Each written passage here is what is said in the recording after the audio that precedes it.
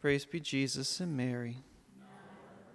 The Gospel today places before us the call of St. Matthew as recorded by the evangelist himself in the 9th chapter of his Gospel. This episode, I think, is always a mind and a heart check for those of us who are disciples of Jesus, because it teaches us to be careful about how we judge others. St. Matthew was a publican, meaning a tax collector, one of the most despised groups of people in the first century Palestine. The tax collectors represented Roman rule and oppression, and they often abused their positions, exacting more money from the people than was necessary for their own personal gain. As far as modern-day parallels of groups that it's publicly acceptable to despise, the only ones I could think of were groups like the Nazis, the KKK, and maybe faithful Christians. So I think publicly those are the three groups that I could think of that you can despise them publicly. It's okay. Of course, there's no substantial connection between faithful Christians and Nazis and the KKK, but spiritual darkness in our culture doesn't permit a lot of people to make those distinctions. Now, certainly in the mind of many people in Israel, St. Matthew would have been lumped together with the crooked tax collectors, and he would have been shunned by a number of people who took seriously the need to be faithful to the law of Moses, like the Pharisees and the scribes who followed them. They shunned and had contempt for people like Matthew. But I doubt that St. Matthew himself was corrupt or he practiced extortion. I doubt that. Perhaps he wasn't an angel, but God, being God, looked beyond his flaws, and he saw Matthew's heart. God saw that his heart was good, and he chose him to be an apostle because of that. God doesn't judge by externals, he judges the heart. Well, and someone may ask, well, then why did Jesus choose Judas if God judges the heart? Well, I think he wanted to show us that just because someone is chosen, just because someone is a follower of Christ, that's not a guarantee. No, you have to cooperate with God's grace as well, which means you have to put your faith into practice. Otherwise, you're going to lose it. Otherwise, it's going to be gone. Saving faith, as the Protestants call it, saving faith is faith plus works. St. Paul says in Titus 1 verse 16, he says, there are those who, quote, profess that they know God, but they deny him in their works, says the apostle. And Jesus is clear in the Gospels that not everyone who calls him Lord will enter the kingdom of heaven, but only those who do the will of his heavenly Father. Matthew 7:21. That's a work, doing God's will. Faith without works is dead, adds the Apostle James in James 2:17. So either you use it or you lose it as far as the faith goes. Either you put it into practice or it'll get taken away from you, as was the case with Judas. Again, as far as a modern-day parallel with this calling of St. Matthew, perhaps it would be like Jesus calling one of the German SS officers in World War II to join him and to become one of his closest followers.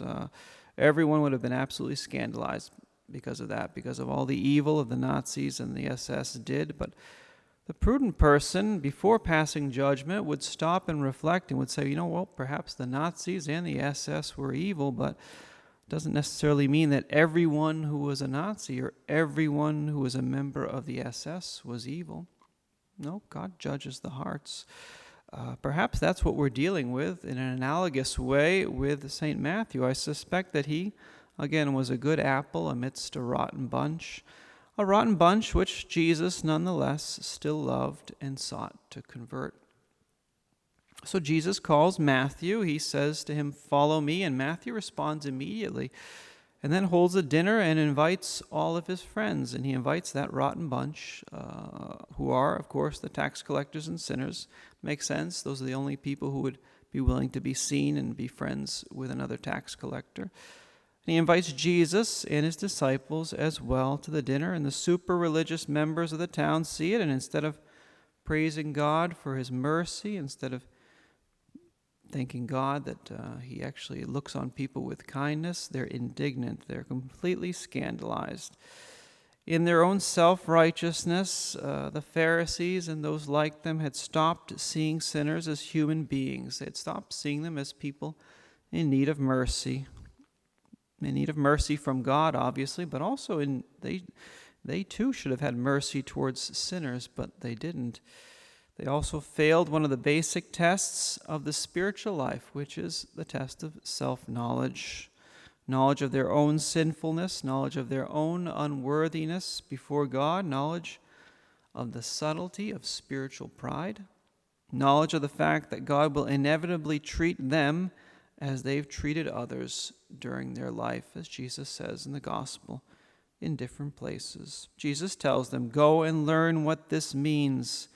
He says to those of us who are self-righteous, he says, go and learn what this means. I desire mercy, not sacrifice. I did not come to call the righteous, but sinners. Matthew 9, verse 13.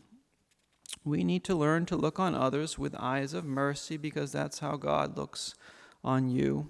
Think of the person or the group of people whom you dislike the most, either for reasons of righteousness because they offend God by their choices and behaviors, or for selfish reasons just because I don't like that person. Think of the person or those group of people that you dislike the most. If you learn to look on them with eyes of mercy, I promise you that you'll actually change the world by doing that. You'll change the world. How? Well, simply because you'll have changed yourself. You'll have changed yourself. If I change myself for the better, I change the world. So let's be careful in our judgments regarding other people, even people who right now are clearly not on God's side, because among them there are no doubt some future saints.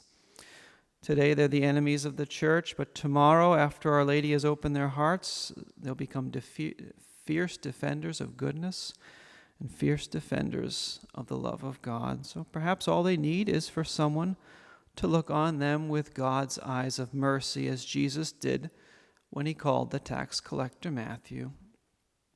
Jesus says in the gospel, for as you judge, so will you be judged, and the measure with which you measure will be measured out to you. Matthew 7, verse 2. And St. James, again in his New Testament letter, adds, for judgment is merciless to the one who has shown no mercy, but mercy triumphs over judgment. James 2, verse 13. So let's ask the Mother of Mercy to give us her eyes and her heart of mercy in the way that we judge others, whoever they may be. We'll change the world if we learn to change ourselves in this way. Praise be Jesus and Mary.